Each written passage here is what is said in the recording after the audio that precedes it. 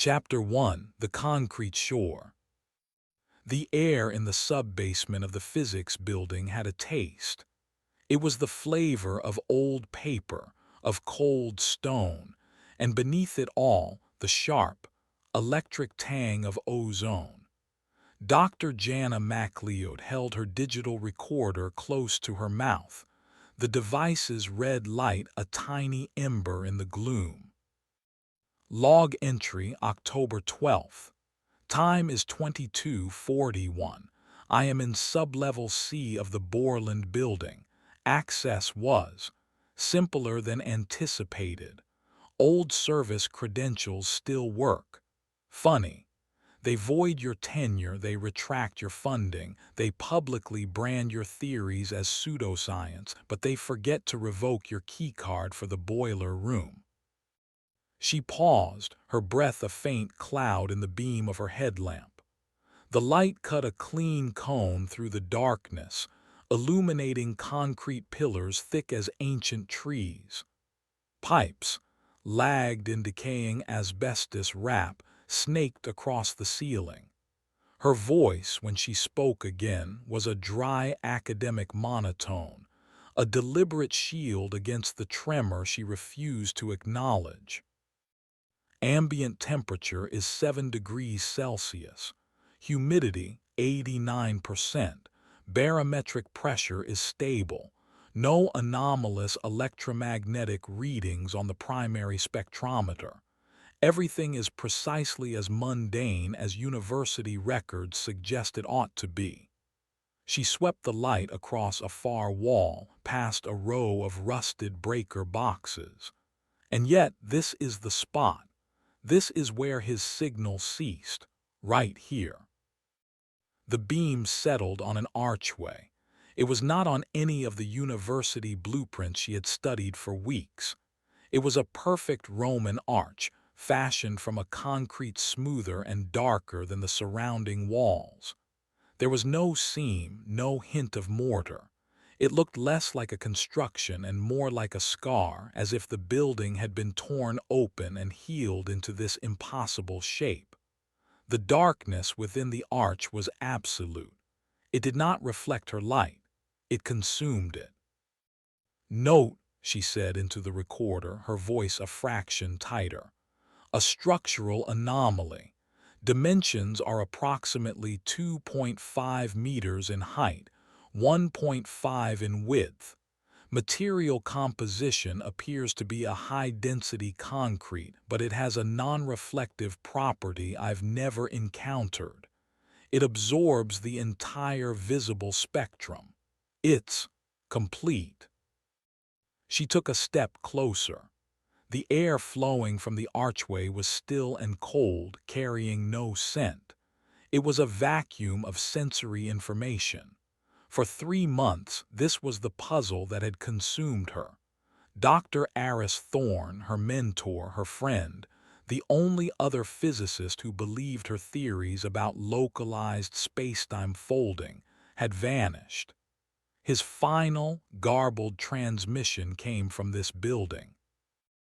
His tracking beacon blinked out on a GPS coordinate that put him 3 floors below the foundation, in a place that did not exist. Until now. Jana unslung her heavy pack, letting it rest on the dusty floor. She checked the array of sensors clipped to her vest, the dosimeter on her wrist, the multiband radio at her hip. Everything was green. Everything was normal. Her own heart hammered against her ribs, a frantic, illogical drumbeat against the cold silence of the data. Professor Thorne theorized that a stable fold would require a geometric anchor, a constant. He believed it would manifest as a repeating, simple structure, a cascade of probabilities narrowing into a single, unchanging physical form. She took another step, her boots crunching softly on the gritty floor. She stood at the threshold now, on the shore of a concrete ocean. He called it a dimensional staircase. a gravity well so deep it pulled reality into a straight line. She reached out a gloved hand, her fingers hesitating inches from the threshold. There was no breeze, no temperature change, but there was a pressure, a subtle weight in the air, as if the silence itself had mass. "I am activating the tether sensor," she announced to the recorder. She pulled a small, metallic spool from her pack. A filament, thin as a spider's silk but woven from a composite alloy, was connected to a sophisticated tension and data meter. Spool contains 5,000 meters of line. Should provide a real-time feed of depth, spatial distortion, and atmospheric composition. If my hypothesis is correct, standard physics will begin to fray very quickly. This line is my only reliable metric.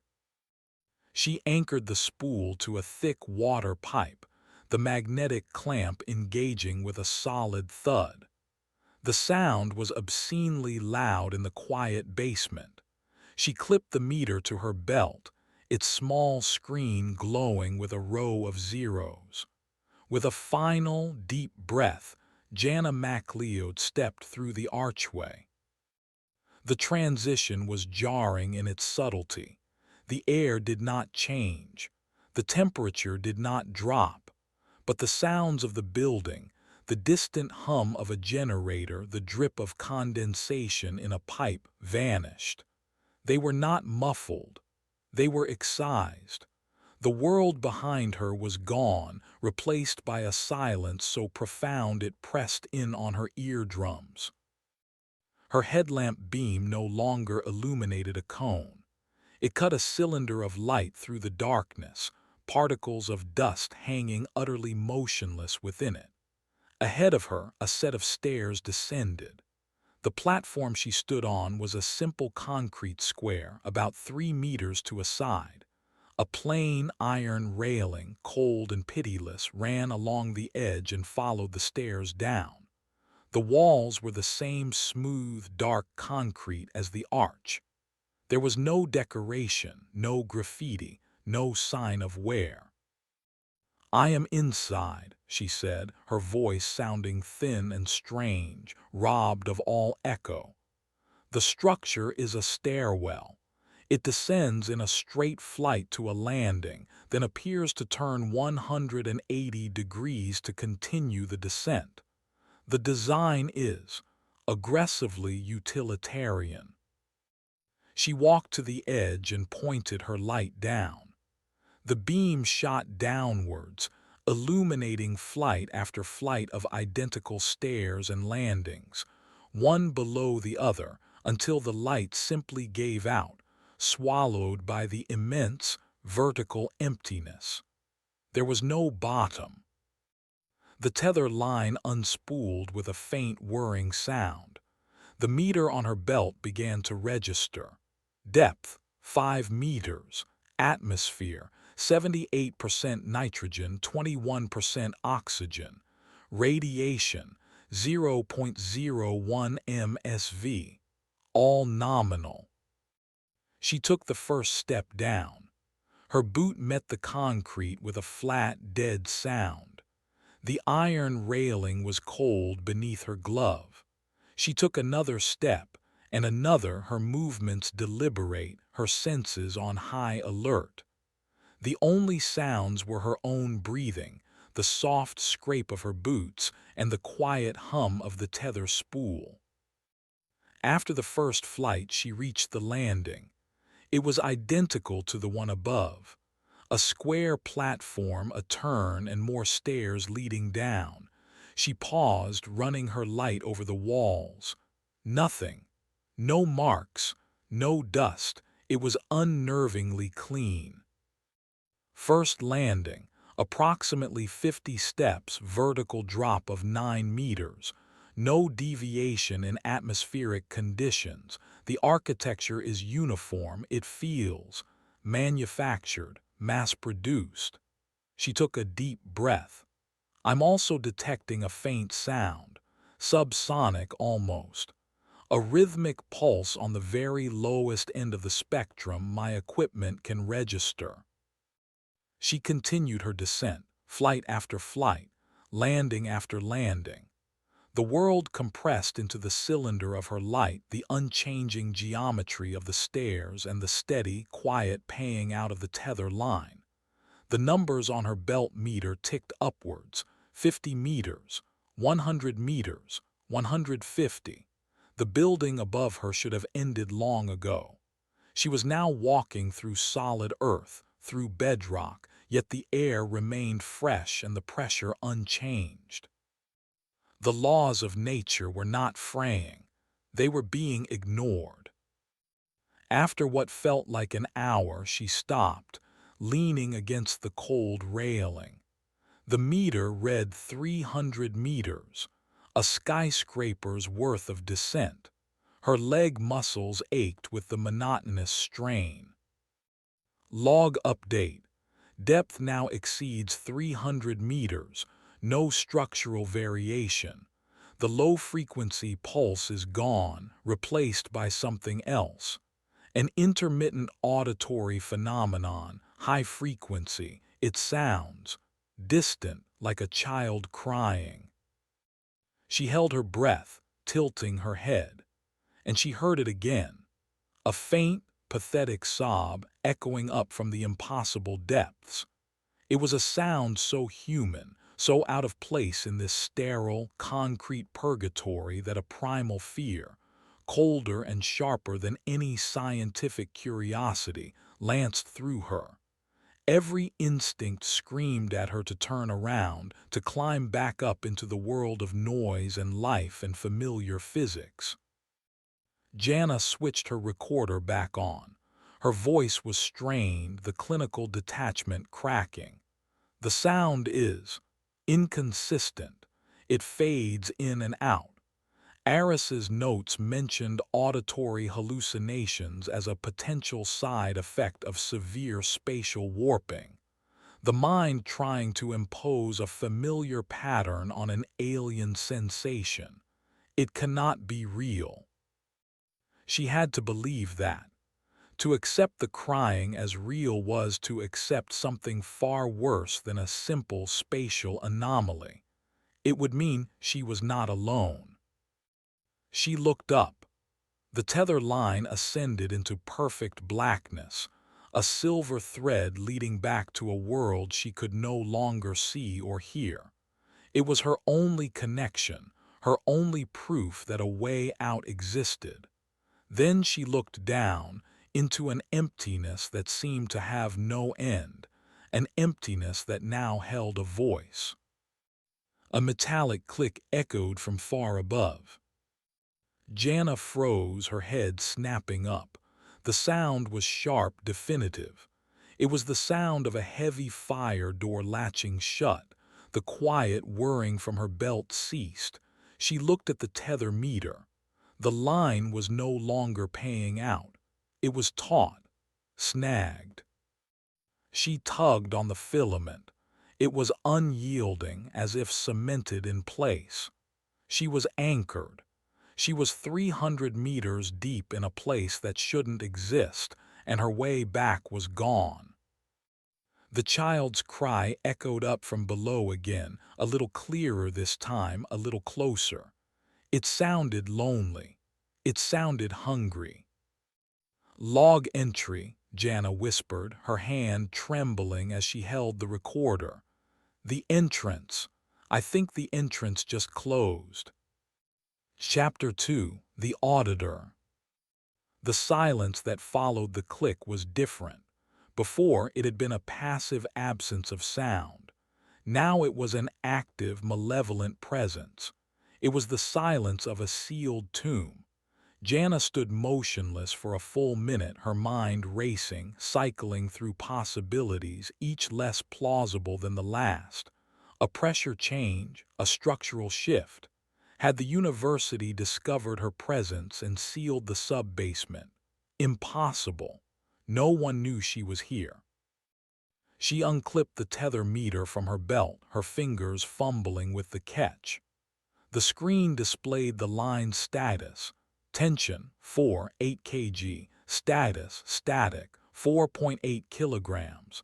The exact tensile strength limit before the filament's data stream would corrupt. It was stretched to its absolute maximum, humming with a vibration so fine she could barely perceive it through her gloves. It hadn't snagged.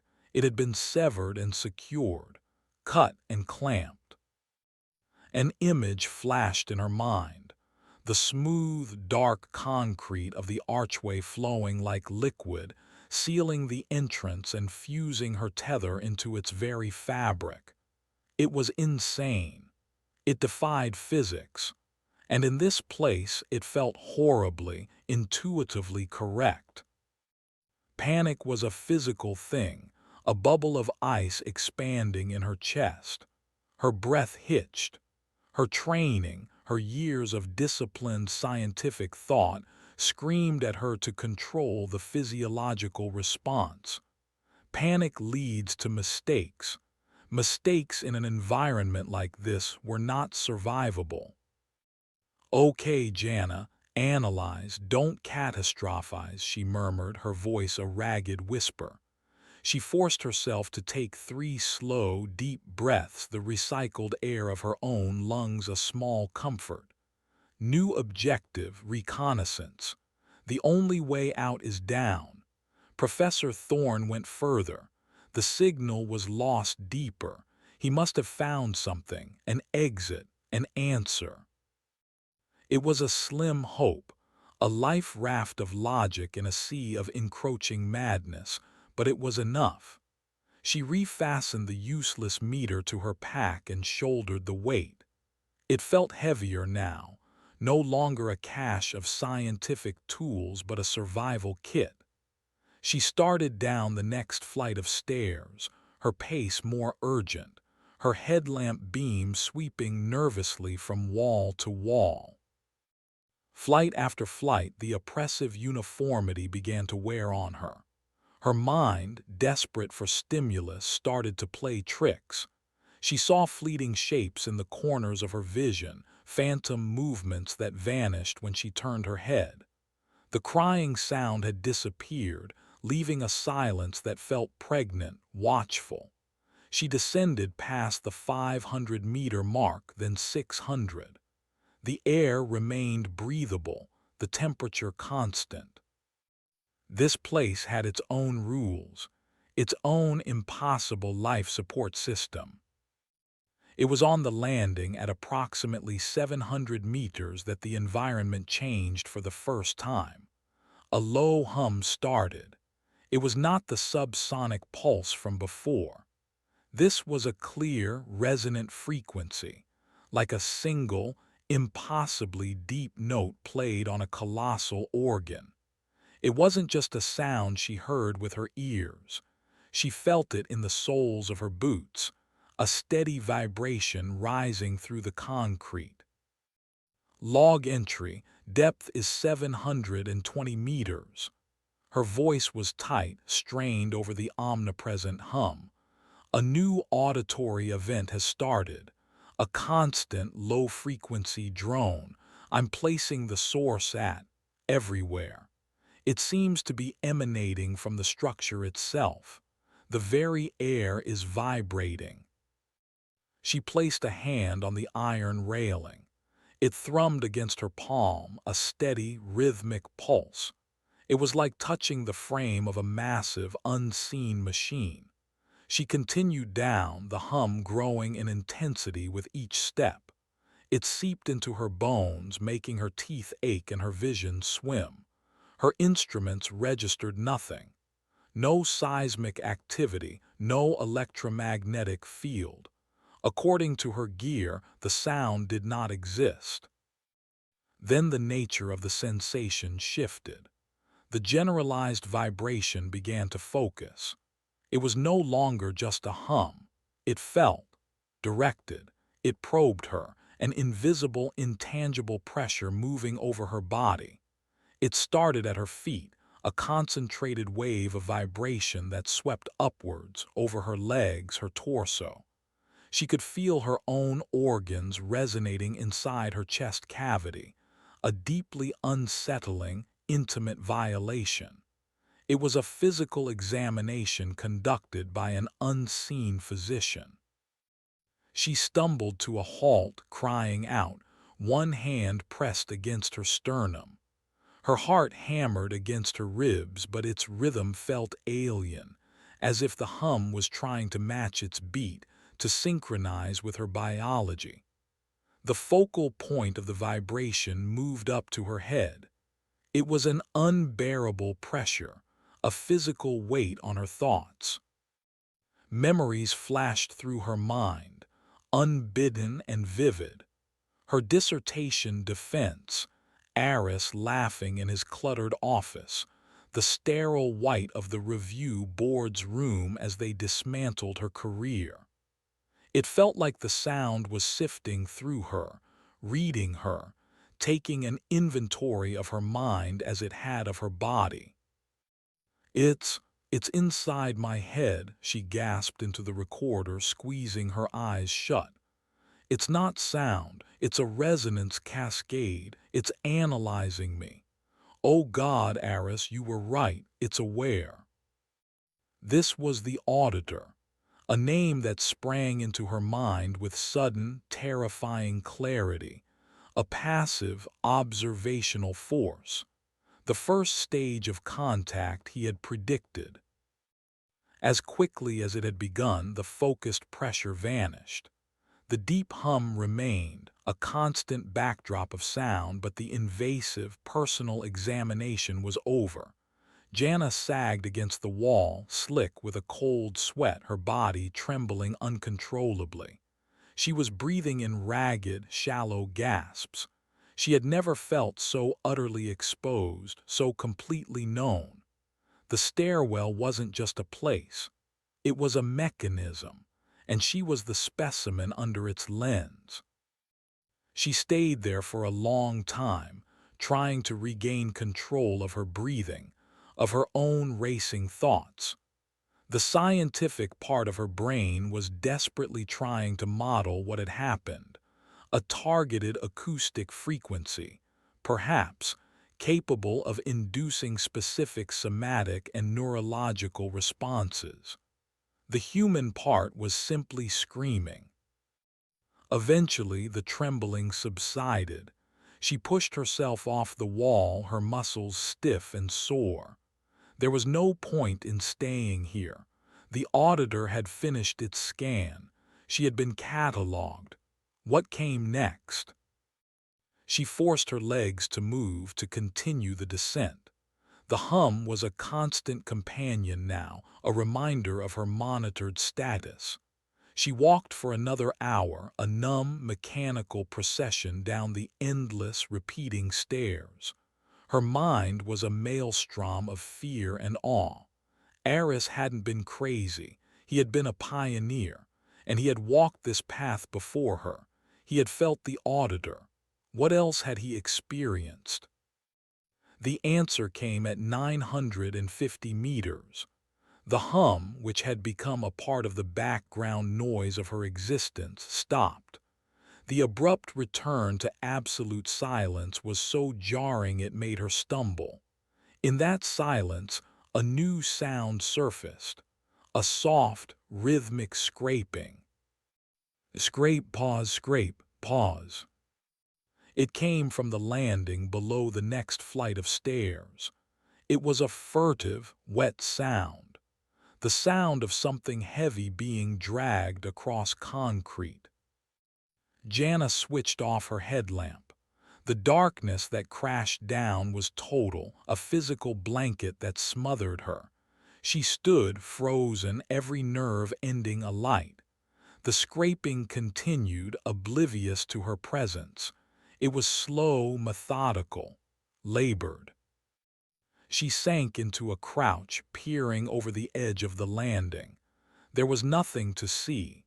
The darkness was impenetrable, but the sound was closer now, just one flight of stairs below her. It was accompanied by a faint, hitching breath. A person. Relief and terror warred within her. Was it Aris?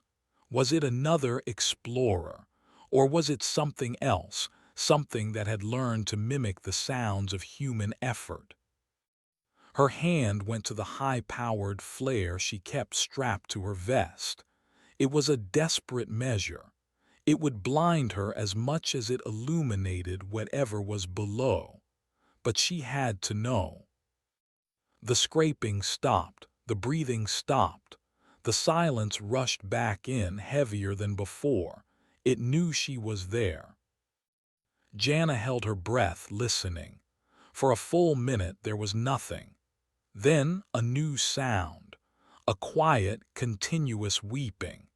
It wasn't the distant, ghostly cry from before.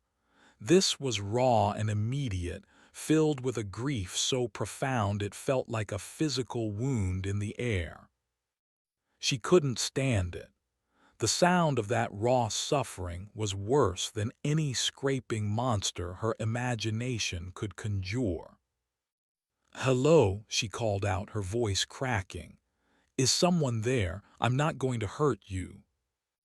The weeping hitched, then continued, punctuated by a shuddering gasp. It was the sound of utter, hopeless despair. Steeling herself, Jana switched her headlamp back on. The beam lanced down the stairs, and she saw him. A man was huddled on the landing below. He was wearing the tattered remains of a climbing harness and tactical gear. He was on his knees, his back to her, his shoulders shaking with sobs. He was dragging a heavy-looking supply bag behind him, the source of the scraping sound. "Hey," Jana said, louder this time, starting down the stairs toward him. "Are you all right? Who are you?" The man didn't turn, he just kept weeping. She was halfway down the stairs when her light caught the side of his head and she saw the wound. A deep, gruesome gash above his ear, matted with blood. But the blood wasn't fresh. It was dried, caked, an old wound. Her steps slowed. Something was wrong. "I'm Dr. MacLeod," she said, her voice cautious. "I'm looking for a friend. Dr. Thorne, have you seen him?" As she reached the bottom step, the man's weeping stopped. His shoulders went still. Very slowly he began to fade. His form became translucent, the concrete wall behind him visible through his shaking body. The supply bag, the climbing gear, his very flesh, it all turned to smoke and light. He was an afterimage, a projection. He continued to fade until he was gone completely. Jana stood, her heart pounding, staring at the empty patch of concrete. The air where he had been was cold. She took a hesitant step forward and her boot crunched on something. She looked down. On the ground was a single, empty shell casing. Before she could process it, the man reappeared. He was at the top of the same flight of stairs she had just descended, his form solidifying out of the air. He was no longer weeping. He was crawling backwards, his eyes wide with a terror that transcended sanity, staring at something down the stairs, something in the direction Jana was facing. A scream tore from his throat, a raw, pealing sound of pure agony. It was a scream that contained no hope of rescue. It was the sound of a man who knew he was already dead. He scrambled backwards, away from the unseen threat, and then his body vanished again. Jana spun around, her light slashing wildly into the darkness below. There was nothing there, just more stairs, more railing, more emptiness. A moment later he was back, huddled on the landing where she had first seen him, weeping, his hand dragging the heavy bag. Scrape. Pause, scrape. Pause. The cycle had begun again. Jana finally understood. This wasn't a ghost. It wasn't a hallucination. It was a recording. a loop of a man's final moments imprinted onto the environment, a Möbius strip of terror playing for an audience of one. She was standing in a memorial, a gravestone made of space and time.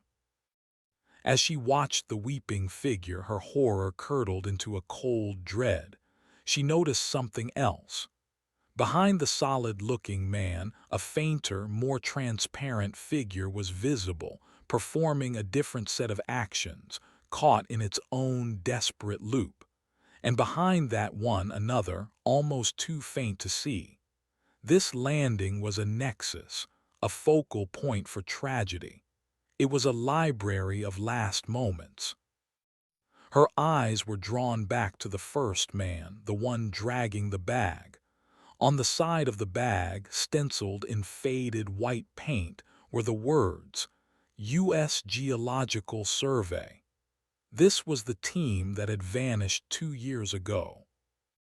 Her scientific mind reasserted itself, a desperate defense against the horror. Log entry, she stammered into her recorder, her eyes locked on the weeping man. I've found. I've found what happens to people here. The structure records them. It traps them in a repeating temporal loop. They are echoes. The weeping man faded again. He would reappear at the top of the stairs, screaming. Jana couldn't watch it again. She had to move. She took a step towards the next flight of stairs, the ones leading down from this dreadful diorama. Her light illuminated the floor and she saw them. Fresh marks in the thin layer of dust that coated everything. Not the scrape marks from the looping man's bag. These were different. Two parallel grooves, as if something heavy, something inert, had been dragged away from this landing, dragged down into the deeper dark. The marks were crisp, recent. Someone had been here not long ago, and they had taken something or someone with them. Chapter 3: The Möbius Strips. The discovery of the drag marks changed the equation. The stairwell was no longer a static, passive environment punctuated by impossible phenomena. It was active. Someone else was down here or had been recently, and their presence suggested a purpose beyond mere survival. The marks were deliberate, leading away from the looped horrors of the landing, pointing deeper into the great unknown. Hope, ugly and tenacious, bloomed in Jana's chest. It could have been Aris. He could still be alive. She documented the looping figures with a detached precision, filming each one, noting their attire, their apparent cause of death where visible, their repeating patterns of action. There were 4 distinct loops on the landing. The USGS climber was the most recent, the most solid.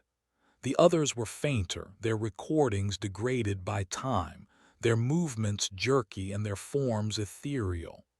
They were all trapped in their final, terrifying seconds. It was a gallery of fear. The loops are localized to this specific landing, she narrated into her device, forcing a clinical tone she did not possess.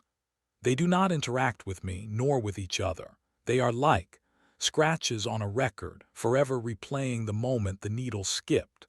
The energy required to imprint a 4-dimensional event onto a 3-dimensional space like this. It would be monumental. She paused, her light lingering on the screaming face of the climber as he rematerialized at the top of the stairs. A side effect of something else, a process. They aren't the phenomenon, they're the evidence the phenomenon leaves behind. She turned from the tragic theater and focused on the path ahead. The drag marks were her only guide now, a tangible breadcrumb trail in a conceptual nightmare. She began her descent once more, her every sense straining, her headlamp beam fixed on the 2 parallel lines scarring the dust. The crying of the child was gone. The hum of the auditor was absent. The silence had returned, but it was a different kind of quiet now. It was the silence of a predator's hunting ground.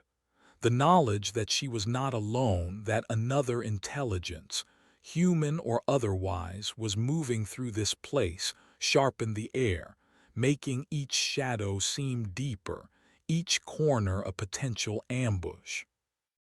She descended for another 200 meters. The drag marks a constant, unwavering presence. Whoever made them was moving with purpose, not stumbling in the dark. They knew the way. On one landing, she found a discarded protein bar wrapper. It was Eris's brand. Her heart leaped. He was here. He was ahead of her. The wrapper was not decayed, not covered in dust. Days old at most. But why was he dragging something? And why had he left the wrapper? Eris was meticulous.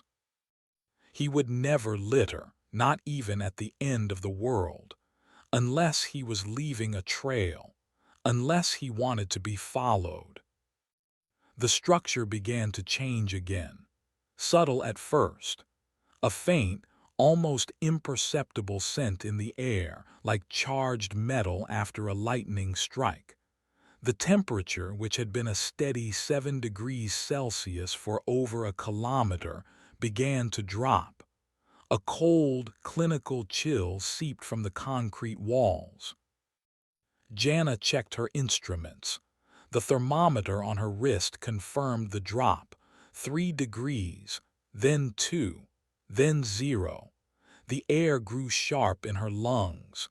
She pulled up the fleece gaiter around her neck to cover her mouth and nose. Log update. Depth approximately 1,200 meters. Environmental conditions are changing. Temperature is now 0 degrees Celsius and falling. There is a distinct smell of ozone. The drag marks continue. She moved faster, a new urgency propelling her. A change in the environment meant she was getting closer to something, the source of the anomaly, the heart of the machine. The cold intensified. Frost began to form on the iron railing, sparkling like diamond dust in her headlamp beam. Her breath plumed in thick white clouds. Soon, the landings were slick with a thin layer of ice, and she had to slow her pace, her boots crunching with each careful step. And then she saw it. It started in the middle of a long flight of stairs, a faint, shimmering line hanging vertically in the air. It was barely visible, a distortion like heat haze on a summer road, except it radiated an intense, unnatural cold. It was perfectly straight, impossibly thin, and it bisected the stairwell. Jana stopped dead, her hand tightening on the icy railing. She had never seen anything like it. It was a line of pure geometry, a wound in the fabric of the space. Her instruments gave no reading. It had no electromagnetic signature, no radiation, no mass. It simply was. As she watched, the line drifted. It moved with a slow, silent grace, gliding through the air towards the right-hand wall. It was not a trick of the light. It was a physical, moving object of non-existence. It reached the concrete wall. It did not stop. It passed into the wall smoothly, silently. For a moment, she could see the shimmering line half in, half out of the solid concrete. Then it was gone, vanished into the stone. A few seconds later, it reappeared from the other side of the stairwell, from the left-hand wall, and began its slow, inexorable drift back across the open space. It was patrolling. This was something new. The auditor had been a presence. The Möbius strips were echoes. This thing was a process. It was active. It was a tool. The drag marks in the dust continued right up to the point where the shimmering line patrolled, and then they picked up again on the other side. Eris had passed through this. He had crossed the line's path. Jana watched it complete another slow, silent sweep. It moved like a scanner, like a laser level casting a line of pure spatial disruption instead of light. She named it in her mind, a habit she developed to impose some semblance of order on the incomprehensible. The scalpel. She had to cross. She timed its movement. It took approximately 30 seconds to drift from one wall to the other. She waited for it to touch the far wall, knowing it would reappear on her side moments later. She had a window, a small one. As soon as the line vanished into the concrete on the right, she sprinted. Her boots slipped on the icy stairs and she nearly fell, catching herself on the railing. The cold from the metal was so intense it burned even through her glove. She scrambled down the remaining stairs, her lungs aching, her heart hammering. She was in the patrol zone now. She could feel it, a strange, tingling numbness on her exposed skin. She heard a faint, slicing sound like tearing paper and risked a glance to her left. The scalpel had emerged from the wall. It was moving towards her. It seemed faster now, or maybe her perception of time was warping. She threw herself forward, clearing the last few steps and tumbling onto the landing below in a heap. She rolled and crab-walked backwards, away from the path of the line, her breath coming in ragged sobs. The scalpel drifted silently over the spot where she had been a second before. It reached the other wall and vanished inside it. Jana lay on the frozen concrete, her chest heaving. She had made it. She pushed herself up, checking herself for injury. She was bruised, shaken, but whole. Her pack had taken the brunt of the fall. She inspected it, running her light over the durable canvas. A perfectly straight, impossibly fine line was cut across the top flap. Her blood ran cold. She slowly, carefully unclipped the flap. Inside, the top of her spare water bottle was sheared clean off. The cut was so precise that no water had spilled. The surface tension held a perfect meniscus in the plastic bottle. Next to it, a tightly sealed ration bar was bisected, its layers of protein and grain displayed like a geological cross-section. There was no heat, no melting, no sign of pressure. It was not a cut. It was a deletion. A line of matter had simply ceased to be. If that had touched her, it wouldn't have left a wound. It would have left a gap. Log entry, she whispered, her voice a fragile thing. The tool. It's a dissecting instrument. It operates on a molecular level. It unmakes things. She swallowed hard, the dry click of her throat loud in her ears. Eris came through here. He crossed its path. Why? She stood up, her gaze falling on the ground, and she saw why.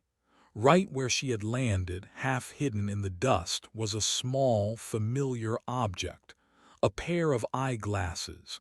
The frame was bent and one lens was cracked in a spiderweb pattern. They were Eris's reading glasses. He always kept them in his shirt pocket. She picked them up, her fingers numb with more than just the cold. He had dropped them. He must have been moving in a hurry just as she had. He was running from the scalpel. The drag marks which she had followed with such hope now seemed sinister. He wasn't leaving a trail.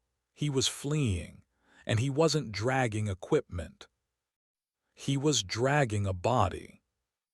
She stared at the glasses in her hand. then at the drag marks leading away from the landing, deeper into the frozen silence. The marks ended here, abruptly, as if the person being dragged had suddenly gotten up and walked, or as if they and their captor had simply vanished. But there was something else. A large, dark stain on the concrete, partially obscured by a fresh layer of frost. Jana knelt, scraping at the ice with her gloved finger. She uncovered a patch of dark, reddish-brown. It was frozen solid, but its identity was unmistakable. Blood, a lot of it. And scattered near the stain were small, glittering fragments of glass from the shattered lens of Eris's glasses. He had not just passed through here. This was where he fell. This was where he was taken. The profound silence of the stairwell was broken by a soft, wet, tearing sound. It came from the landing just below. Jana froze, her blood turning to ice water in her veins. She killed her light, plunging herself into the familiar, terrifying dark. She crept to the edge of the landing, peering down into the black. The sound came again, louder this time. A sound of methodical, deliberate deconstruction. It was the sound of something being taken apart. Chapter 4: The Lament Configuration. The darkness was absolute, but the sounds were horribly, intimately clear. A wet tearing followed by a soft, percussive snap like a thick branch breaking. Then a squelch and a long, drawn-out dragging noise. It was a sequence of methodical destruction, repeated over and over from the landing just below. Jana lay flat on the frozen concrete, the cold seeping through her layers of clothing, her headlamp switched off. She was afraid to breathe, afraid the slightest sound would draw the attention of whatever was making those noises. This was not the auditor's passive scan or the scalpel's indifferent patrol. This was something else entirely. This was violence. This was biology. She strained her ears, trying to build a picture from the sounds alone. The snapping was bone. The tearing was sinew and muscle. The dragging was the rearrangement of the pieces. Her scientific mind, a desperate shield against terror, tried to classify it. A predator, a scavenger. But there was a deliberation to the sounds, an intelligent cadence that spoke not of hunger, but of curiosity. It was the sound of a child pulling the wings off a fly writ large and terrible. Minutes stretched into an eternity. Jana's body cramped from the cold and the tension. She had to see. The not knowing was a separate, corrosive horror that was eating her from the inside out. Eris's blood was on the floor behind her. His glasses were in her pocket. The logical, horrifying conclusion was that the sounds she was hearing were the sounds of his dissection. She unclipped the small, high-intensity flashlight from her belt. It was smaller than her main headlamp, its beam narrower, more focused, a penlight of terror. Her hand shook so violently she could barely grip it.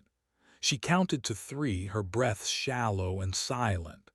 On 3, she would risk a quick sweep of the landing below. One glimpse, that's all she needed. 1. The sound of a ribcage being cracked open. 2. A wet, heavy slap, as an organ was placed on the concrete. 3. She thumbed the switch. The beam of light, shockingly bright, lanced out. It cut a perfect circle on the scene below. Her mind took one single, high-resolution snapshot of the impossible tableau before she killed the light. But the image was burned onto the inside of her eyelids, a permanent afterimage of cosmic horror. The landing was a canvas, and Aris Thorn was the paint. He was not a body, not anymore. He had been unfolded, deconstructed and laid out, element by element, in a vast, intricate geometric pattern that covered the entire surface of the landing. His limbs, flayed of skin and muscle, formed the main axes of the design, stretched and pinned in unnatural alignment. His organs were arranged by size and function in a spiraling nebula around the center.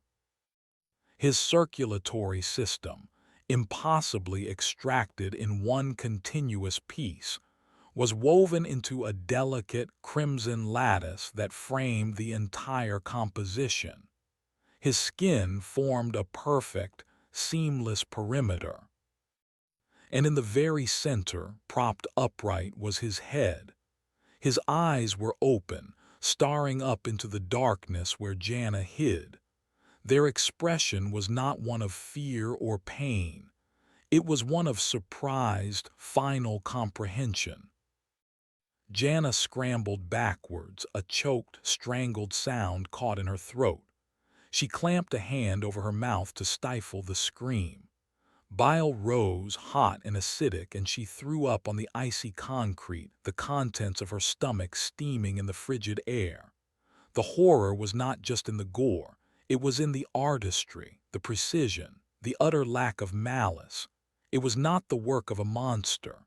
It was the work of a mathematician, a diagram of a human being, a lament configuration of flesh. She lay there, shivering, her mind fractured. The sounds from below had stopped the instant her light had touched the scene. It knew she was there. It had been waiting for her to look. It had been displaying its work. The silence returned, deeper and more malevolent than ever before. It was the silence of a held breath, the silence of an artist waiting for a critique. Jana knew she had to move. To stay here was to become the next project. She pushed herself up, her limbs feeling weak and uncoordinated. She had to go back, up, away from this. She didn't care about the sealed entrance, about the 5,000-meter climb. She would claw her way up if she had to. She turned, her back to the grisly display below, and fumbled for her headlamp switch. She needed light. She needed to see the stairs, the path back to the world of the sane. Her thumb found the switch. The powerful beam flared to life, illuminating the landing she was on. And she saw that she was not alone. Standing in the center of her landing, not 10 feet away, was a shape. It had not been there a second ago. It had not made a sound. It was composed of shimmering, colorless static, a human-shaped silhouette of pure visual noise. It was a static man, the three-dimensional shadow of something that had been pulled into a higher dimension. It had no features, no face, no details. It was just a man-shaped absence, a hole in the universe. And it was holding something. In its crackling, indistinct hands, it held a perfect black sphere about the size of a bowling ball. The sphere absorbed all light, a miniature black hole in the creature's grasp. As Jana stared, frozen in place, the static figure extended its arms, offering the sphere to her. She didn't move. She couldn't. Her terror was a physical paralysis. The static man stood patient, its silent offering unwavering. She could feel a pressure in her mind, a form of communication that bypassed language. It was not a threat. It was an invitation, an offering of knowledge. The sphere, she understood with a certainty that was not her own, was an answer. It was a key. It was the observer's attempt to explain its work, to share its perspective. To touch it would be to understand the geometry of Aris's dissection. It would be to see the universe through the eyes of a four-dimensional God. And she knew, with that same chilling certainty, that her three-dimensional mind would shatter into a million pieces under the weight of that understanding. It was a weapon disguised as a gift, a method of psychological disassembly as precise and passionless as the physical one below. "No," she whispered, the word a puff of white vapor. The static man did not react. It simply held the sphere, waiting. Jana began to back away, one slow step at a time. Her boots crunched on the ice. The figure remained still. She took another step back, her eyes locked on the perfect, light-devouring sphere. She was at the edge of the stairs now, the ones leading up, leading away. She turned and ran. She flew up the stairs, heedless of the ice, fueled by a surge of pure, primal adrenaline. She did not look back. She did not want to know if the static figure was following. She just climbed, her lungs burning in the frigid air, her mind a gallery of horrors. The looping ghosts, the severing line of the scalpel, the obscene artwork of Eris's remains, the silent offer of the black sphere. She climbed for what felt like an hour, pushing her body to its absolute limit, not stopping until her legs gave out and she collapsed onto a landing, gasping and sobbing. She had climbed dozens of flights. She had put hundreds of meters between herself and that landing. Slowly, shakily, she pushed herself up and turned her headlamp down the stairs to see how far she had come. The beam cut through the darkness, illuminating the flight she had just climbed, and the landing below it. The static man was there. It stood at the bottom of the stairs, still holding the black sphere. It hadn't moved. It had simply arrived. It was waiting for her.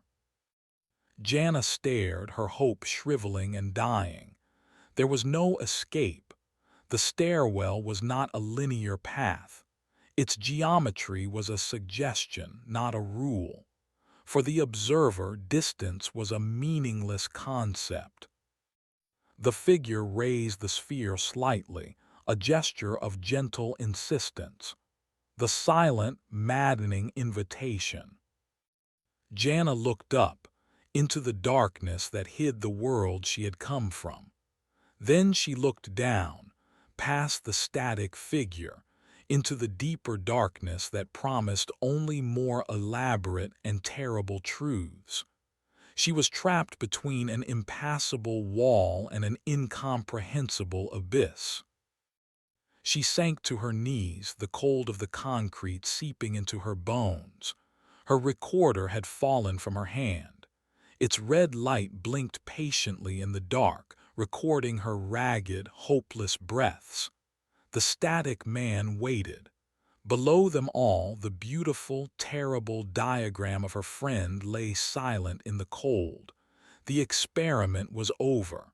The presentation had begun. Chapter 5: The Architect's Ghost.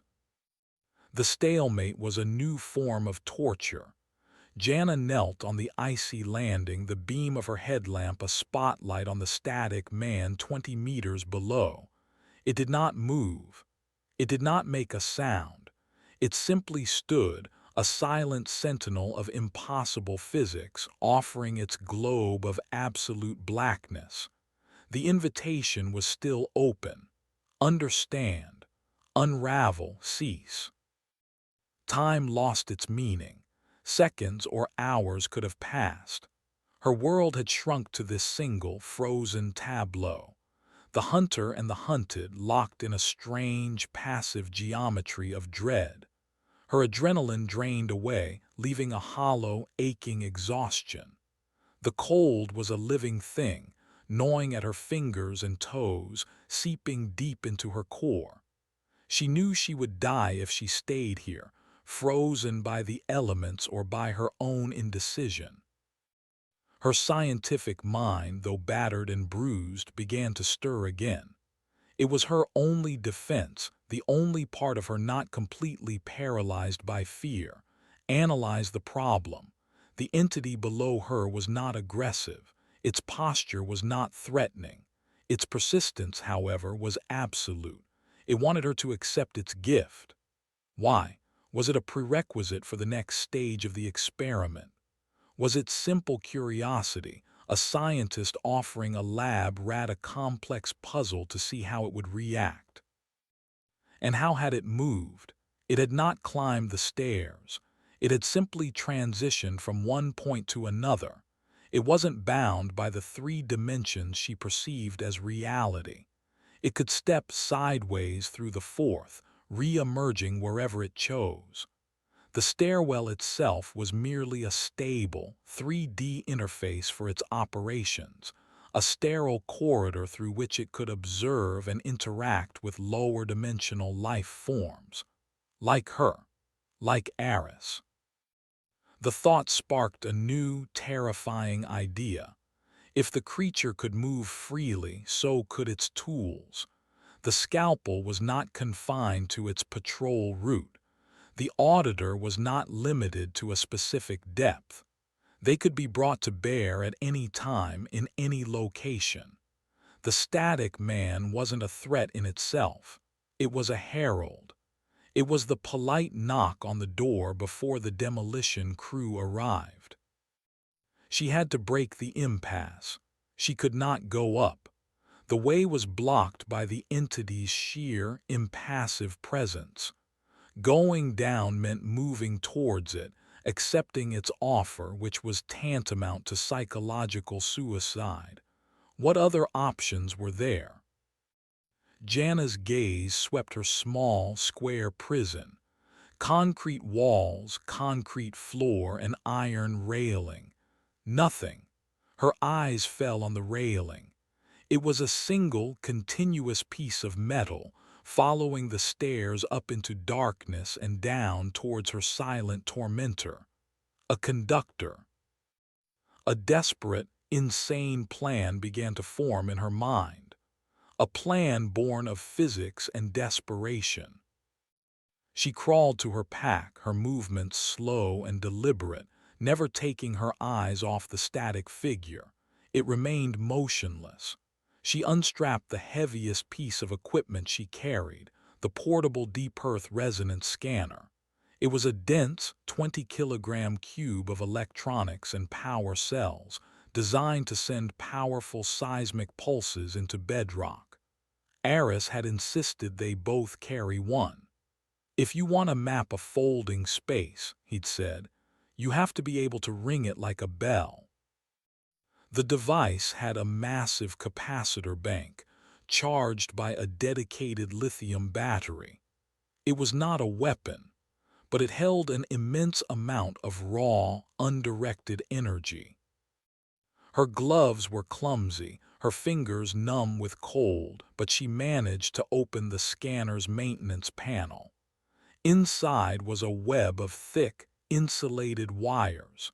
She pulled a multi-tool from her pocket and with trembling hands began to strip the primary and secondary leads from the capacitor discharge unit.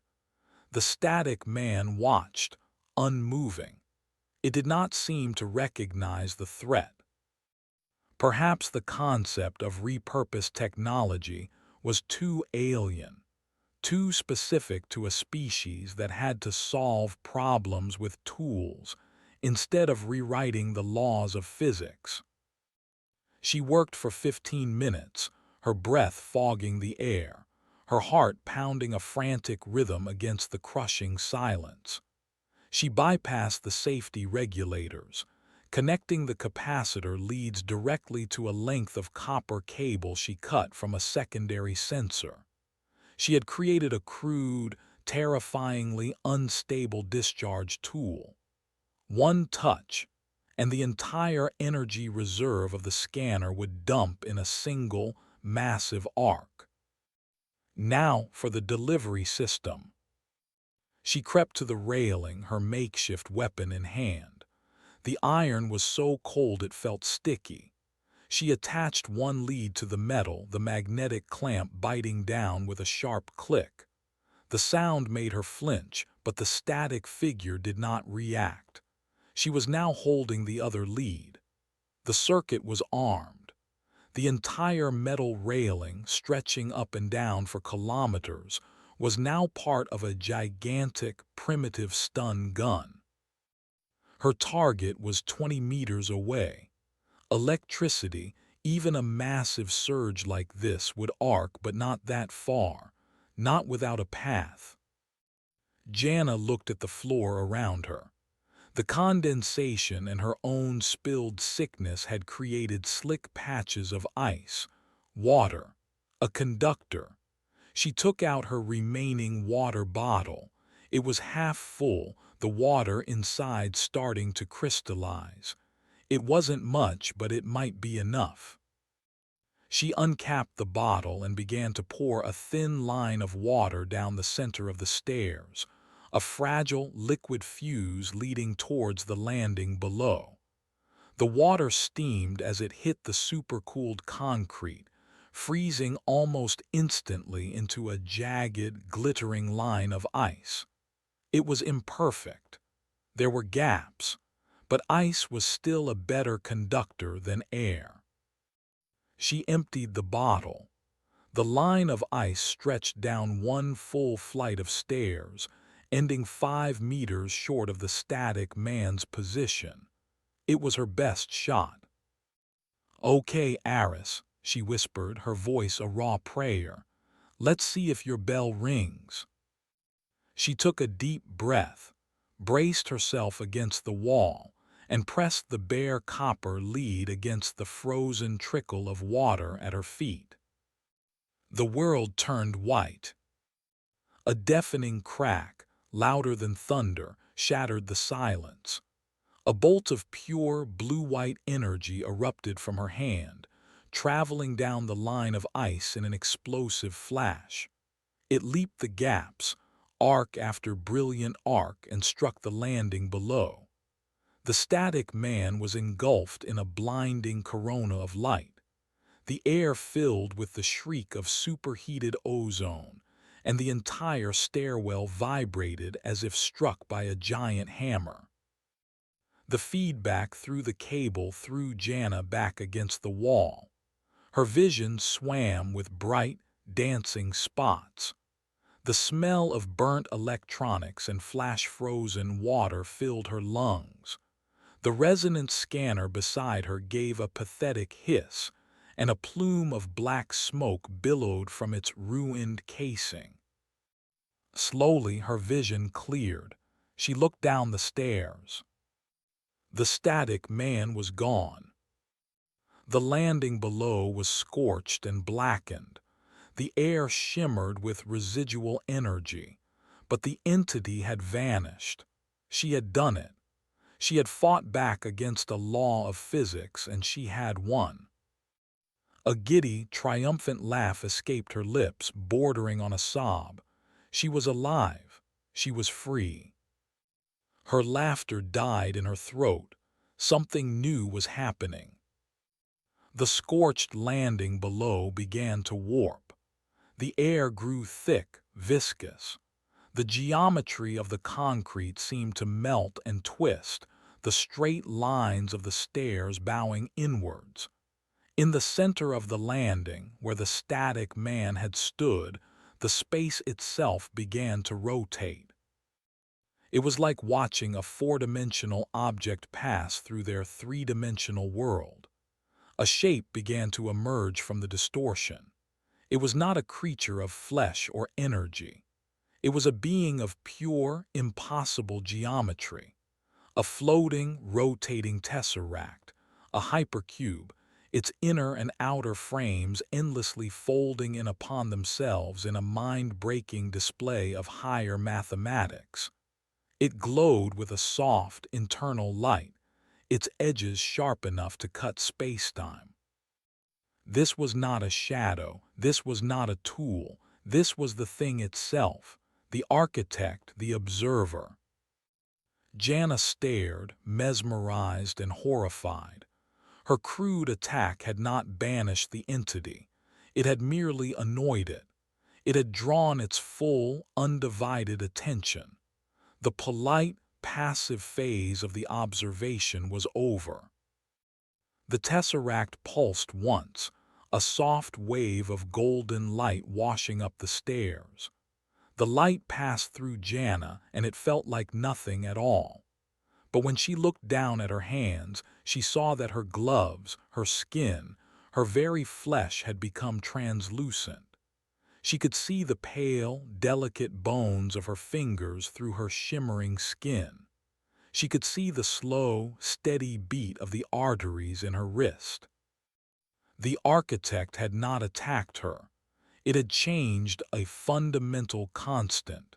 It had lowered the opacity of her physical form. The tesseract pulsed again, this time with a deep, violet light, and the weeping echo, the sound of the crying child, returned. But it was not coming from below. It was coming from inside her own head, a phantom sound of her own deepest fears given voice.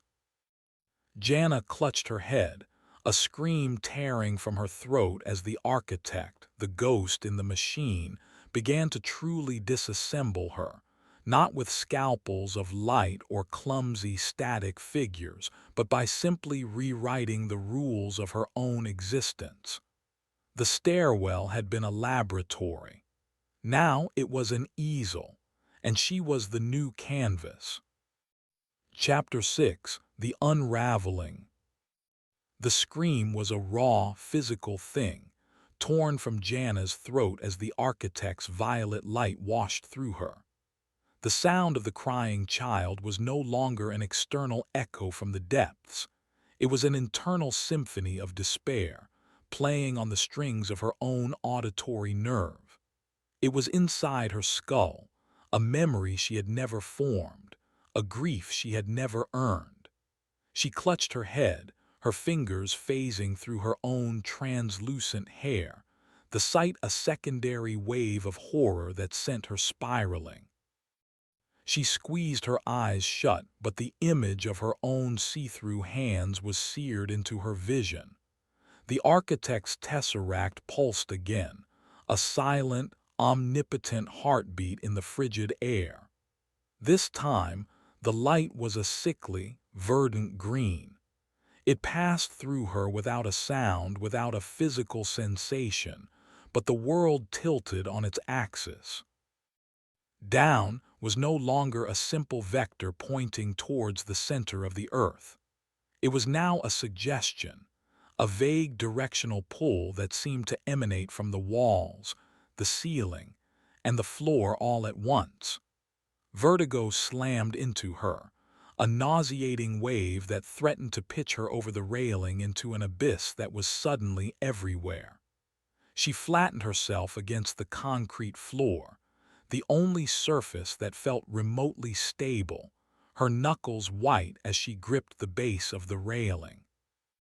The stairwell, once a model of rigid, monotonous geometry, was now a nauseating funhouse of shifting perspectives. The tesseract pulsed once more, a deep, angry crimson. This light brought with it a stutter in time. She saw herself stand up, take a step, and slip on the ice. She felt the jarring impact, the sharp pain in her hip. And then she was back on the floor, the memory of the fall as real as the cold concrete beneath her, the phantom pain a fresh, throbbing ache. The architect was not just showing her possible futures, it was making her live them, snippet by agonizing snippet. She was a film strip being cut and respliced by a bored, omnipotent editor. This was not an attack. Jana's mind, reeling in the storm of sensory chaos, clung to that one terrible realization. This was a diagnostic, a systematic, methodical deconstruction of the principles that defined her existence: opacity, sound, gravity, causality. The fundamental constants of her universe were being treated as variables, toggled and tested by an indifferent intelligence. She was not a victim being tortured. She was a data set being collated. The knowledge was an anchor in the storm. Fear was useless. Panic was a waste of energy. The only thing she had left was her intellect. She was a theoretical physicist. These phenomena, though impossible in her world, were happening. They were governed by a new set of rules, the architect's rules. If she could not escape them, perhaps she could understand them. Log entry, she forced the words out, her voice a wavering, broken thing. Her recorder lay a few feet away, its red light a steady, reassuring eye in the chaos. She had to maintain the record. It was the last act of a scientist, the last piece of her old self. Subject is undergoing systematic reality degradation. Entity is testing fundamental constants. She closed her eyes, shutting out the sight of her flickering hands and the dizzying, shifting walls. She focused inward, retreating to the one place the architect had not yet touched, the abstract world of her own knowledge. She began to recite Maxwell's equations. She pictured the elegant dance of electric and magnetic fields, the foundational logic of the light that was now being used to unmake her. She built a fortress of mathematics in her mind, a structured, logical space where the rules were constant and true. The crying in her head warred with the clean lines of the equations. The phantom pains of alternate futures tried to break her concentration. The shifting gravity pulled at her body, but she held on, her mind a taut wire of focus. She recited the laws of thermodynamics, the principles of quantum mechanics, the beautiful, unyielding constants of general relativity. She wrapped herself in the logic of her universe, a desperate attempt to shield her consciousness from the fluid, arbitrary physics of the architect. She did not know how long she lay there, a shivering, translucent woman muttering the gospel of science into the uncaring cold. The tesseract continued its silent, pulsing catechism. A pulse of brilliant orange made her feel the crushing weight of 1,000 atmospheres. A pulse of cold, hard blue made her skin crackle with the energy of 1 billion tiny static discharges. Each wave was a new lesson in a language she could not speak, a new violation of a sacred, natural law. Through it all she held to her equations. They were her mantra, her shield, her identity. And then it stopped. The pulsing ceased. The shifting colors faded. The architect's ghost, the glowing tesseract, did not vanish. It simply hung in the air, its internal geometry still folding, but its active, aggressive probing was over. The diagnostic was complete. The silence that descended was heavy, final. The crying in her head subsided to a low, persistent hum, a new form of tinnitus for the soul. Her body solidified, but not completely. Her hands still held a ghostly translucence, a faint shimmer in the beam of her fallen headlamp. Her sense of gravity returned, but it felt fragile, as if it could be taken away again at any moment. She was broken. She was irrevocably, fundamentally changed. Slowly, painfully, she pushed herself into a sitting position. Her muscles ached. Her mind felt scoured, raw. She looked at her semi-transparent hands, at the faint blue lines of her veins visible through her skin. She had survived, but she was no longer just Jana MacLeod, physicist. She was now an anomaly. She was a part of the stairwell, another one of its impossible exhibits. She picked up her recorder. The red light was still blinking. It had captured everything. She held it to her lips, but no words came. What was there to say? The experiment appears to be over, and I am the result. She got to her feet, her legs unsteady. The static man was gone. The tesseract remained, a silent, impassive god in the center of the landing below her. It seemed to be waiting, but not for her. It was as if it had finished with her and was now simply observing the environment. She had to move, not up, not down, just away. She looked up the stairs, back the way she had come. It felt like a path to a world she no longer belonged to. She looked down past the tesseract. The path led deeper into the laboratory, deeper into the madness. Both options felt like an ending. She chose the unknown over the impossible. She chose down. Her first step was a lurch, her recalibrated sense of balance making the simple act of walking a conscious effort. She navigated around the edge of the landing, giving the silent, floating hypercube as wide a berth as possible. It did not react to her proximity. Its light did not change. Its attention was elsewhere. It was done with her. She descended, a ghost of her former self, into the continuing cold and dark. Each step was a struggle, a negotiation between her memory of how physics should work and her body's new, fractured reality. The stairs sometimes seemed to fall away too quickly, her feet landing with a jarring impact. At other times, they felt shallow, almost level. She was a living paradox, a creature of a stable universe set adrift in a place where the laws were merely suggestions. The crying in her head was a constant, low hum, a reminder of her ordeal. Her hands flickered, solid one moment, ethereal the next. She was no longer an explorer. She was a haunting in progress, a Moebius strip of one, destined to walk these stairs until her own degraded loop finally gave out. And yet she walked, because down there, somewhere in the frozen, silent, impossible dark was an answer. Not an answer she wanted, perhaps, but the only answer left. Chapter 7: The Dead Zone. The descent that followed was a pilgrimage through a landscape of her own broken senses. Jana moved like a drunk, her feet shuffling, her hands often brushing against the icy railing for support as her internal gyroscope struggled to find purchase in a world without a true north.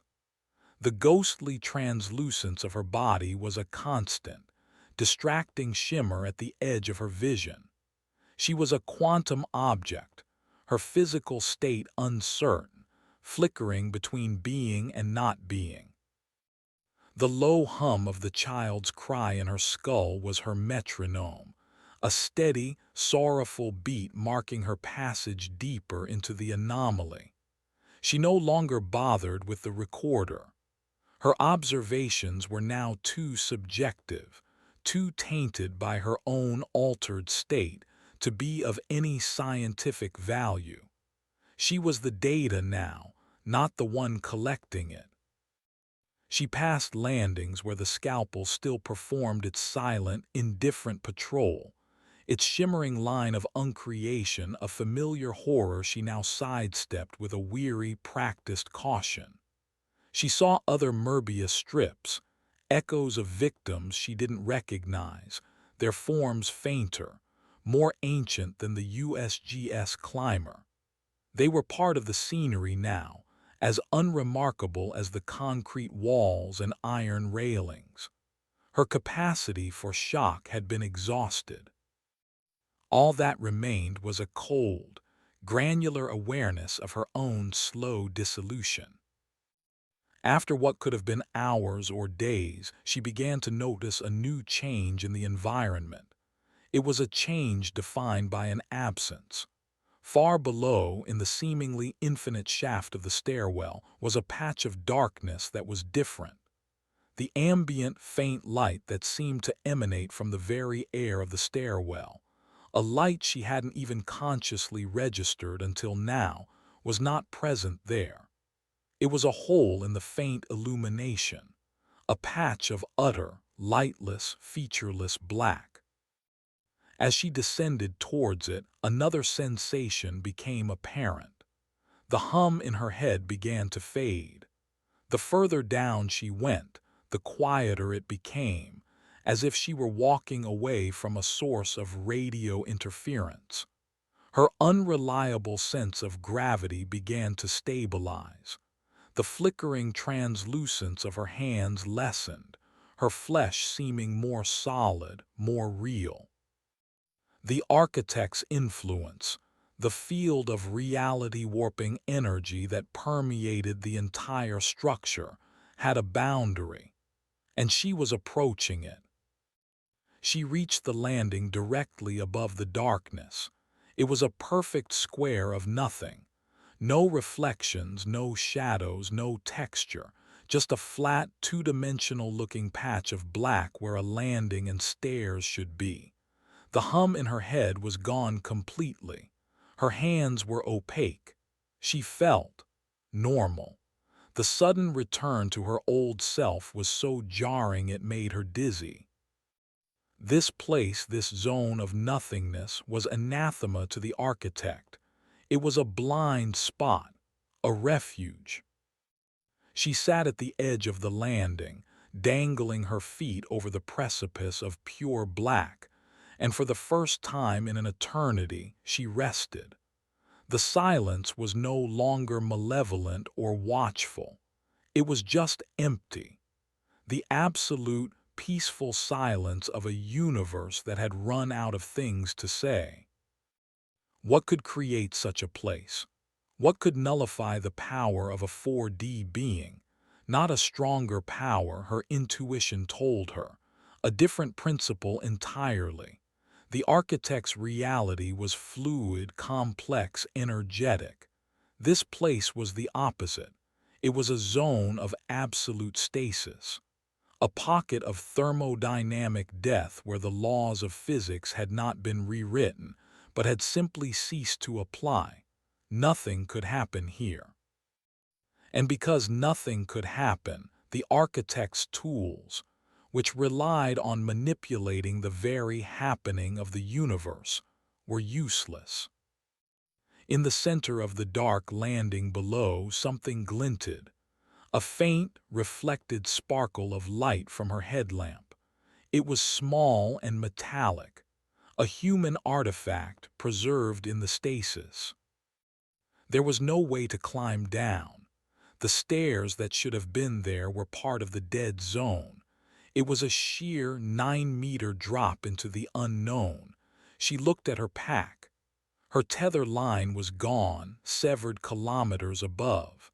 But she still had a small coil of nylon utility rope, 20 meters, more than enough. She anchored the rope to the base of the railing, the familiar knot tying a comforting physical ritual. She tested the anchor, then swung her legs over the side. She rappelled down, her boots finding no purchase on the featureless void of the wall. She was descending into a patch of pure concept. Her feet touched solid ground.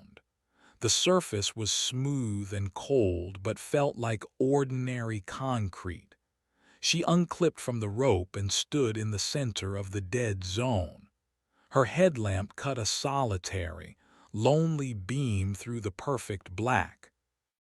The object she had seen from above was a data slate. Eris's data slate, its hardened casing scarred but intact. It lay as if it had been gently placed there.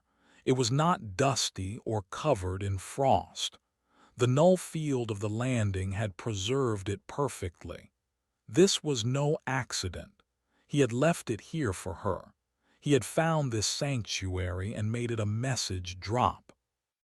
With a trembling hand, Jana picked it up.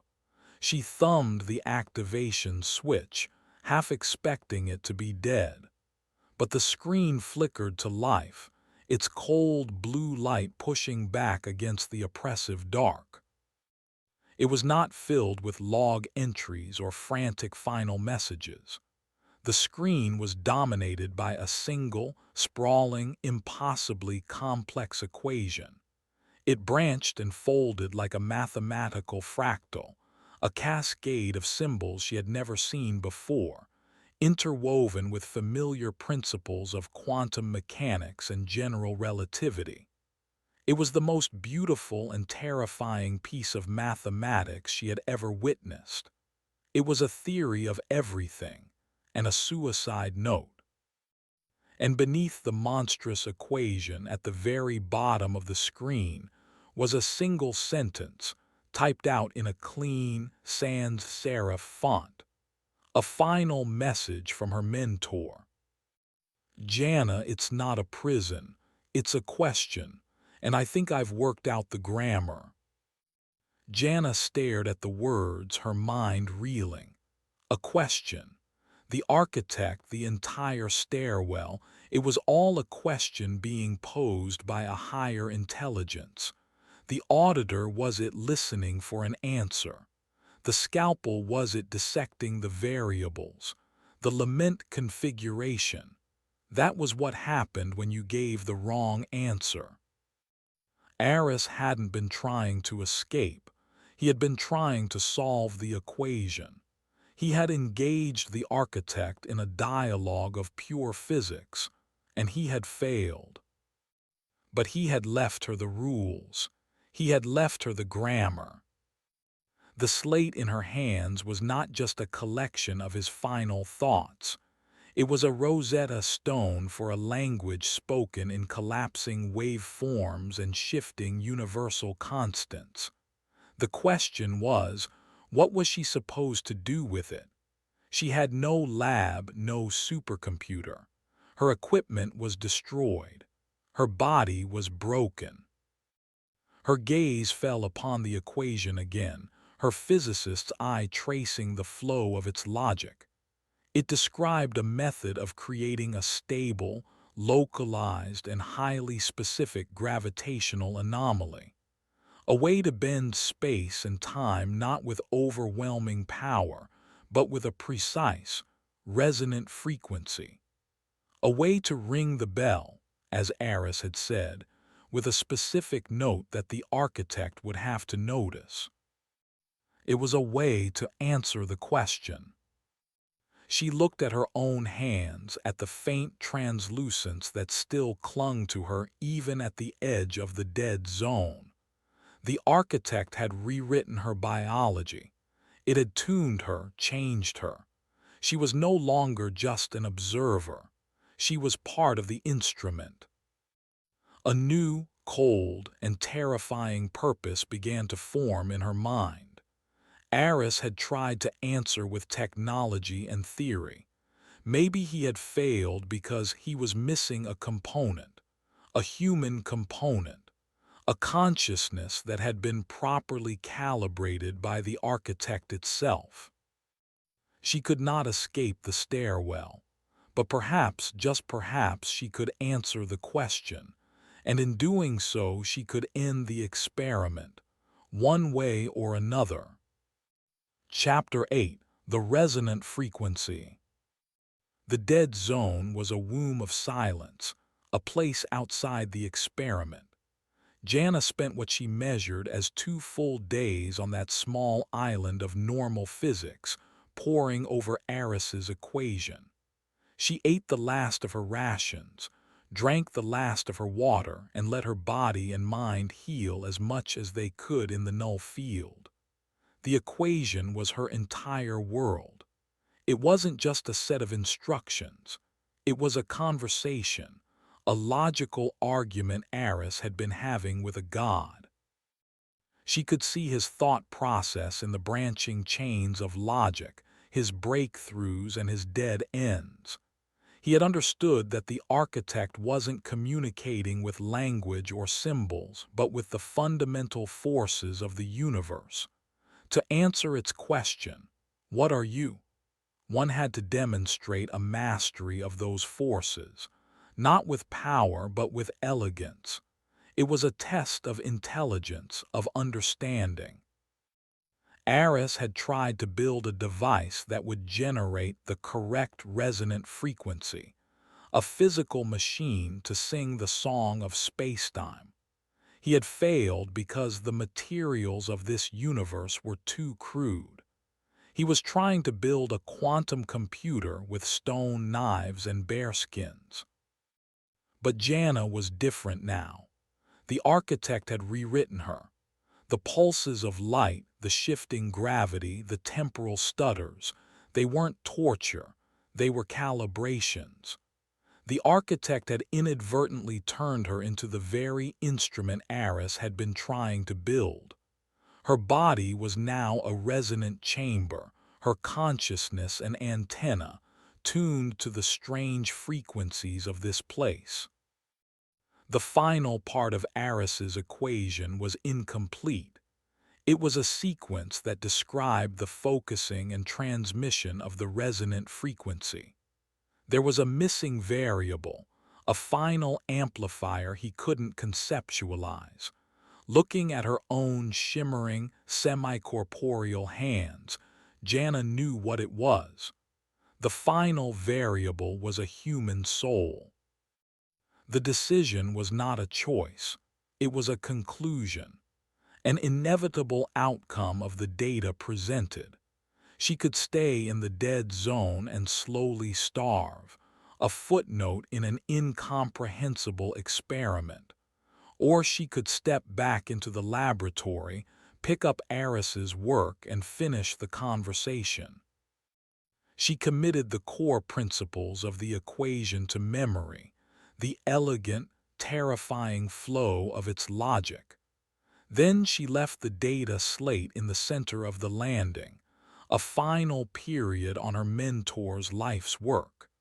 She climbed the rope, pulling herself out of the peaceful silence and back into the domain of the architect. The moment she crossed the threshold, the hum of the crying child returned to her skull. Her hands began their ghostly flicker. The familiar, fragile wrongness of the stairwell's physics settled over her like a shroud. But this time it was different. She was not a victim of the phenomena, she was a part of them.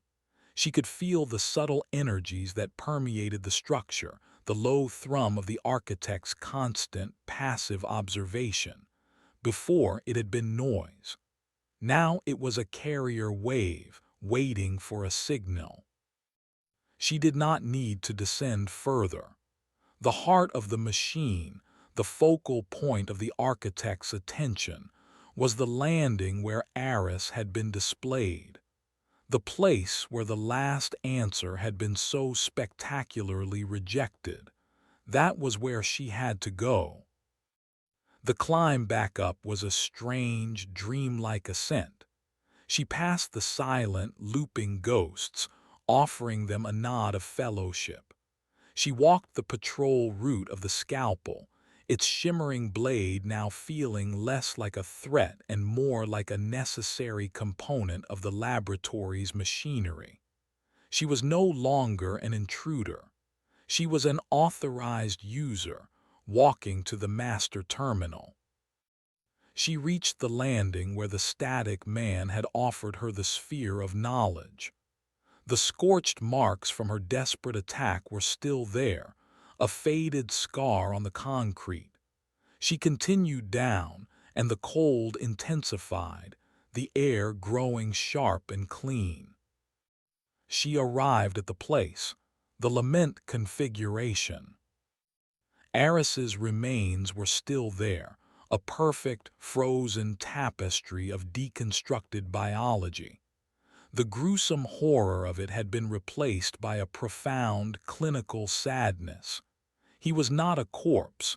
He was a failed hypothesis, a beautifully rendered, incorrect answer. She walked to the center of the landing, stepping carefully between the intricate arrangements of his physical form. She stood before his head, his eyes staring up at her with their look of final, terrible understanding. "I have the grammar, Aris," she whispered, her voice a plume of white in the frozen air. "Let's hope I have the right words." She closed her eyes. She shut out the sight of the grisly artwork, the endless stairs, the oppressive dark. She retreated into the fortress of her mind, to the place where she had hidden from the architect's initial assault. But this time, she was not building a defense. She was building a transmitter. She began to construct the equation in her consciousness, not as a memory but as an active, living thought. She visualized the flow of energy it described, the precise, delicate interplay of gravitational and quantum forces. She didn't just remember the math, she became the math. The hum in her head began to change. The sound of the crying child deepened, its pitch shifting, modulating. She was hijacking the carrier wave, imprinting her own signal onto the architect's field. She focused her will, her entire being, on the final, missing variable of the equation, herself. She poured her identity, her memories, her fear, her sorrow, her scientific curiosity, and her fierce, desperate hope into the structure of the equation. She was the resonant body, the final amplifier. She took all the chaos of a human consciousness and gave it the perfect, elegant structure of Aris's final theory. The stairwell began to respond. A low vibration started in the concrete beneath her feet, the same deep hum as the auditor, but this time she was the one conducting it. The air crackled with energy. A soft, golden light began to emanate from her own body, her translucence intensifying until she was a being of pure, shimmering light. She was singing the song of spacetime. She was answering the question. Her answer was not a number or a word.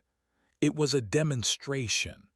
It was the fusion of a chaotic, emotional, illogical consciousness with the pure, unwavering logic of the universe's own laws. It was a paradox. It was the definition of humanity, an ordered mind inhabiting a body of chaos and decay, a creature of logic and reason that was also a creature of love and rage. A brief, flickering candle of awareness that had the audacity to try and understand the eternal, infinite fire of the cosmos. The golden light intensified, pouring out of her, washing over Aris's remains. As the resonant frequency of her answer filled the space, the lament configuration began to reverse. The intricate patterns of flesh and bone began to lift from the concrete. The crimson lattice of his circulatory system coiled back into a recognizable shape. Organs spiraled back to their rightful places. Muscle and sinew wove themselves back onto his skeleton. She was not resurrecting him. She was cleaning the slate. She was showing the architect that she understood its work so completely that she could undo it. It was the ultimate proof of comprehension. The architect's ghost, the glowing tesseract, materialized in the air above her. It did not pulse with colored light. It simply hung there, its internal geometry spinning with incredible speed, focusing its entire, vast attention on the signal she was broadcasting. It was listening. She held the final note of her resonant song, pouring the last of her strength, the last of herself into the transmission. She gave it everything. And then silence. The golden light faded, the vibration ceased. The hum in her head was gone. She stood, drained and empty, in the profound, absolute stillness. Eris's body lay on the landing, whole and intact, as if he were merely sleeping. The architect's ghost still hung in the air, silent, motionless. Had she succeeded? Had her answer been accepted? The tesseract began to change. It did not pulse or flash. It began to unfold. Its impossible four-dimensional geometry flattened, expanding outwards. It grew larger, its form simplifying, its light softening. It was shedding its complexity, translating itself into a form she could understand.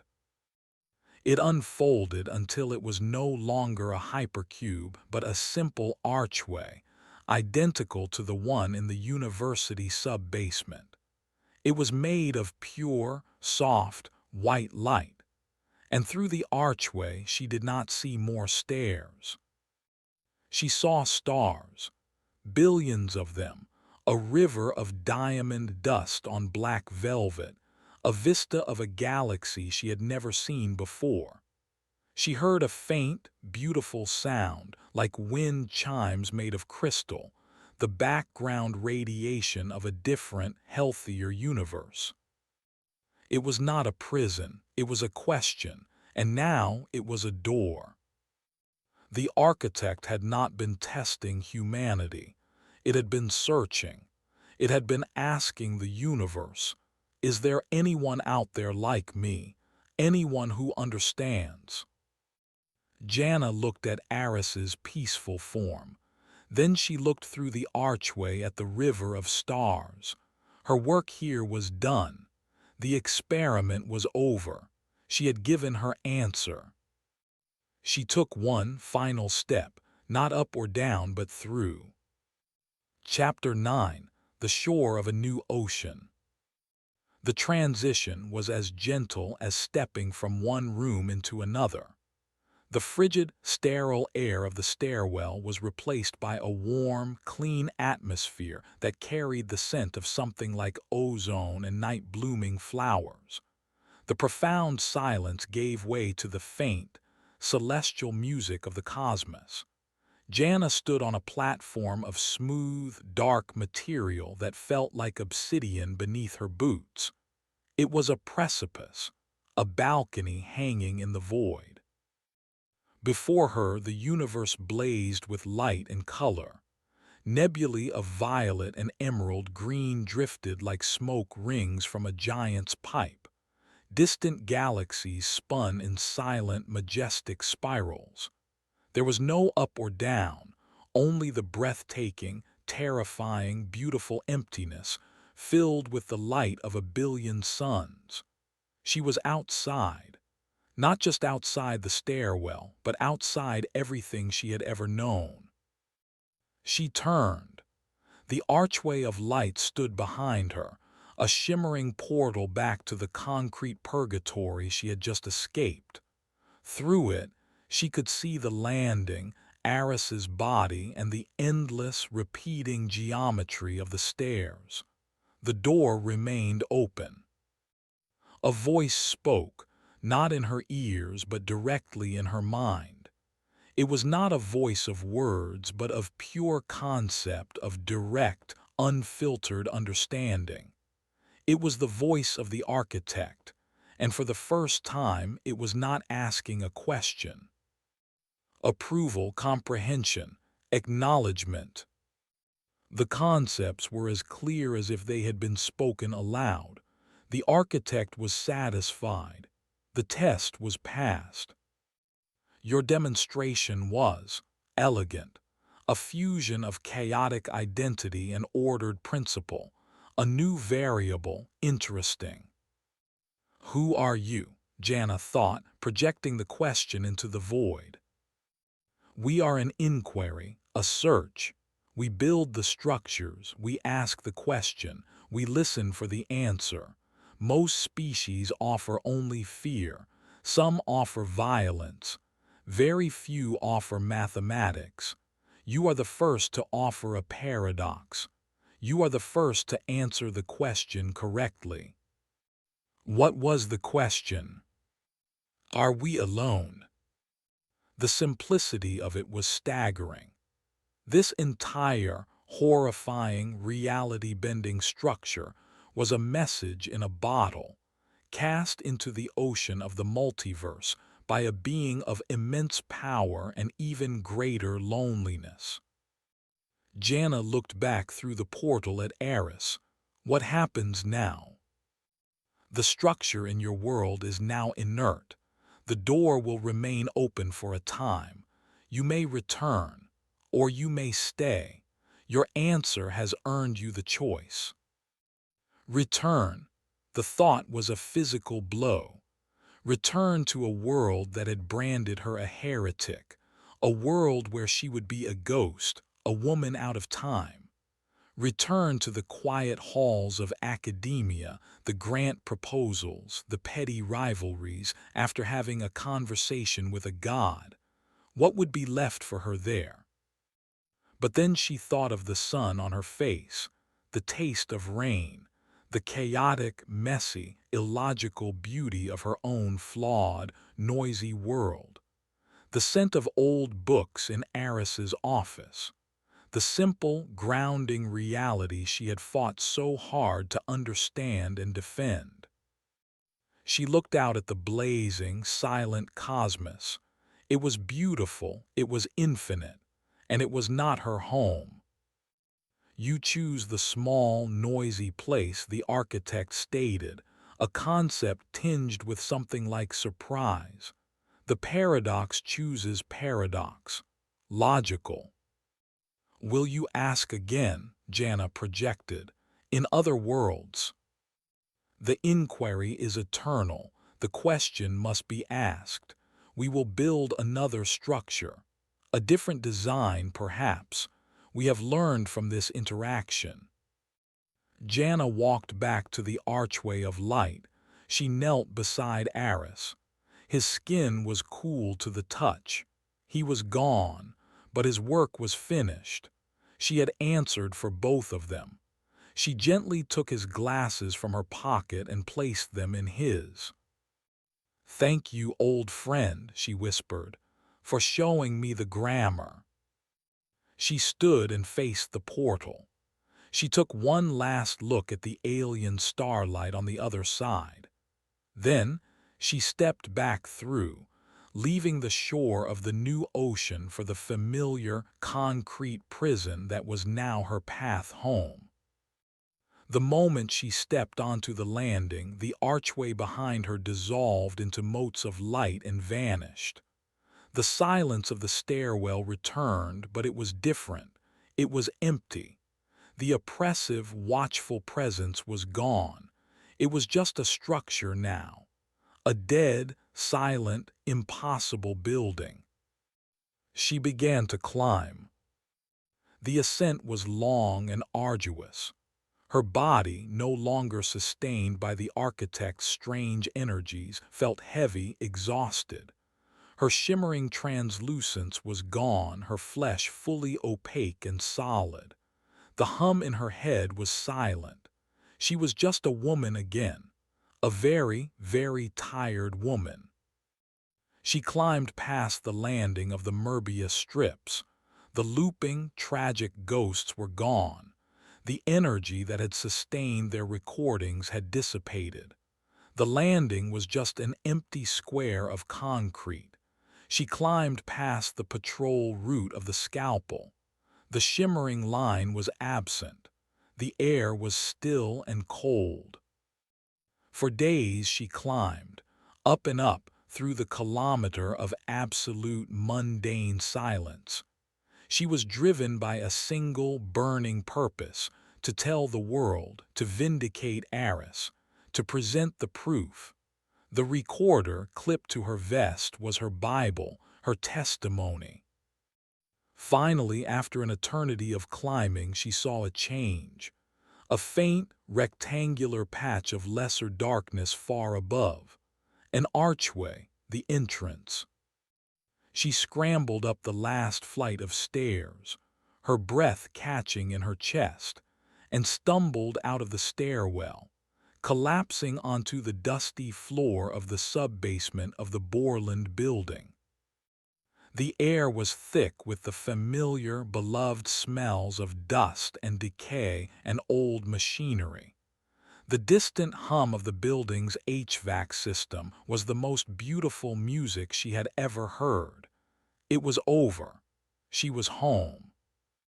She lay on the floor, weeping with exhaustion and relief. After a long time, she sat up. She looked at the archway. It was just as she had left it, a seamless, dark scar in the concrete. But the profound, light-devouring darkness within was gone. Now it was just a shadow. The anomaly was gone. She unclipped her recorder. Its red light was still blinking. She had it. She had the proof. She thumbed the switch to stop the recording.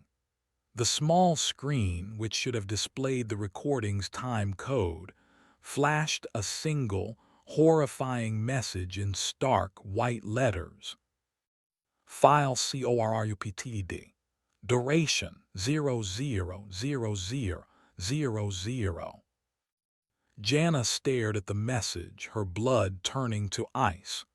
She tried to access the memory to find the file, but there was nothing.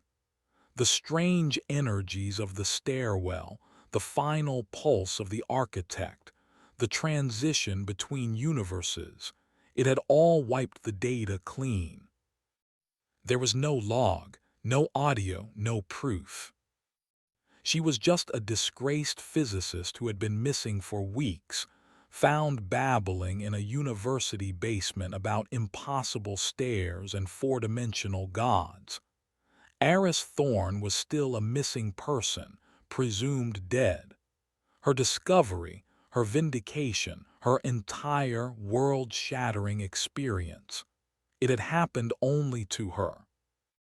She began to laugh, a wild, unhinged sound that echoed through the empty sub-basement. It was the architect's final, cosmic joke, a parting lesson in paradox.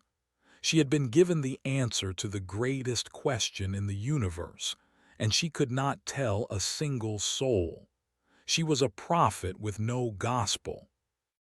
Her laughter slowly subsided, leaving only a cold, quiet certainty. They would not believe her. They would call her insane. They would try to medicate her, to explain away the gaps in her memory and the wild look in her eyes. But she knew. And out there in the infinite, silent dark, the architect now knew too. The conversation had happened. That was the only proof that mattered. Jana MacLeod got to her feet, brushed the dust from her clothes, and walked out of the sub-basement, back into the small, noisy, unbelieving world she had chosen to save. Her work was just beginning. Chapter 10: The Constant. 1 year later, the rain fell on the city in gray, relentless sheets. From the window of her small, cluttered apartment, Jana MacLeod watched the drops chase each other down the glass. The world outside was a watercolor blur of muted colors and blurred headlights. It was mundane. It was normal. And it was a lie. Her apartment was a fortress of paper. Stacks of journals, textbooks, and loose-leaf pages covered every available surface. The walls were a chaotic mosaic of whiteboards, each one covered from edge to edge in a sprawling, frantic script. It was mathematics as a form of madness, a desperate attempt to rebuild a cathedral from a single, remembered cornerstone. She was trying to reconstruct Eris's equation from the fragments her traumatized memory had retained. The official story was that she had suffered a severe psychotic break, triggered by the stress of her academic dismissal and the disappearance of her mentor. They found her, weeks after she had vanished, wandering the university grounds, suffering from severe malnutrition, dehydration, and hypothermia. The time she had spent in the stairwell, a subjective eternity, had been less than a month in the outside world. Time, like everything else, had been a suggestion. She was now on indefinite academic leave. Her colleagues were polite, distant. They treated her with the careful, kid-gloved pity reserved for the brilliant who had irrevocably cracked. They spoke of stress and trauma. They did not speak of impossible architecture or four-dimensional beings. She picked up a chipped ceramic mug, the coffee inside long cold. Her hand, she was pleased to note, was perfectly solid. The translucence, the somatic transparency, as her assigned psychiatrist had labeled her delusion, only returned under extreme stress or fatigue. It was her tell, a physical manifestation of the reality she carried within her, a constant reminder that she was no longer entirely of this world. A flicker of movement on the television in the corner caught her eye. It was an old CRT set she'd found on the curb, its screen a constant dance of faint, rolling static. She never watched any actual programs. She watched the noise. Most of the time it was random, meaningless. The background radiation of 1,000 dead channels. But sometimes, when the atmospheric conditions were just right and she was tired enough to let her focus soften, she could see patterns in the chaos. Faint, geometric structures that would hold for a bare second before dissolving back into the noise. The ghost of a tesseract in a snowstorm of forgotten broadcasts. The universe whispering in a dead language. She was working on a particularly troublesome section of the equation, a part that dealt with the transference of consciousness as a physical property, when her pen slipped from her numb fingers. It clattered to the hardwood floor and rolled under her desk. With a sigh, she knelt to retrieve it. The floorboards were old, the dark wood worn smooth over the decades, the grain a complex, swirling pattern of lines and knots. As her fingers closed around the cool plastic of the pen, her gaze fell upon the patterns in the wood. And she saw it. It was not a memory. It was not a hallucination. For a fraction of a second, the random, natural lines of the wood grain resolved themselves. They flowed together, forming a new equation. It was not Eris's elegant, desperate answer. This was a different syntax, a different grammar. The symbols were alien, but the underlying logic was terrifyingly, unmistakably familiar. It was a new question. A cold dread, more profound and soul-crushingly absolute than anything she had felt in the stairwell, washed over her. She scrambled back, away from the desk, her breath catching in her throat. She stared at the floorboards, but the pattern was gone, resolved back into the simple, random beauty of the wood grain. It hadn't been a message for her. She had just, for a fleeting moment, been able to read the background noise. The architect was gone. Its specific inquiry in her corner of the universe was complete, but the principle was not unique. The universe itself was the ultimate laboratory. The inquiry was eternal. The question was always being asked, written in the dance of static, the whorls of a seashell, the formation of a galaxy, the grain of a wooden floor. The entire cosmos was a question, and here and there, now and then, something would evolve that was capable of reading it. She looked at her hand. A faint, ghostly shimmer flickered across her skin before solidifying. She had not been an experiment. She had been a proof of concept. The universe had proven that a species like hers could be calibrated, could be made to understand. And now she was left behind, a lonely, living antenna, tuned to a broadcast she could never shut off, hearing the terrifying, cosmic questions that the universe was endlessly asking of itself. Jana stood up, her face a pale, emotionless mask. She walked to the window and looked out at the rain-drenched, oblivious city. They were all living in a library filled with books written in a language they could not read, all of them except for her. She was no longer afraid. The fear had been burned out of her, replaced by a terrible, infinite clarity. She was the one who could read the grammar. She was the constant, and her lonely, impossible work had only just begun. The end.